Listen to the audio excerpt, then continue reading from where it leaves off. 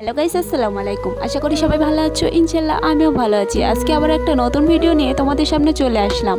আজকে বিকেলবেলা জান্নাতকে নিয়ে একটু ঘুরতে যাব, তোমাদের সঙ্গে ভিডিওটা শেয়ার করব। প্রথমে আমি রেডি হয়ে নিয়েছি, তারপর আমার জান্নাতকেও সাজুগুজু করে রেডি করে নিয়েছি। আর এই দেখো বন্ধুরা, ভিডিও শুরু করতেই আমার জান্নাত আম্মু কিন্তু টাটা দিচ্ছিল, আর আমিও তখনই জান্নাতকে বলছিলাম একটু পোজ দিতে, কিন্তু ও পোজ দিতে পারছিল না, কেমন করছিল দেখেই তো হাসি পাচ্ছিল। তারপরে আমরা যাবার জন্য বেরিয়ে পড়লাম। আর এই দেখো বন্ধুরা, আমরা কিন্তু চলে এসেছি। এই জায়গাটায় আসলে কিন্তু আমার জান্নাত খুবই খুশি হয়ে যায়। তার কারণ হচ্ছে এই জায়গাটায় ও খুবই সুন্দর খেলাধুলা করতে পারে। আর বুঝতেই তো পারছো, বাচ্চাদের খুশি মানে আমাদেরও খুশি।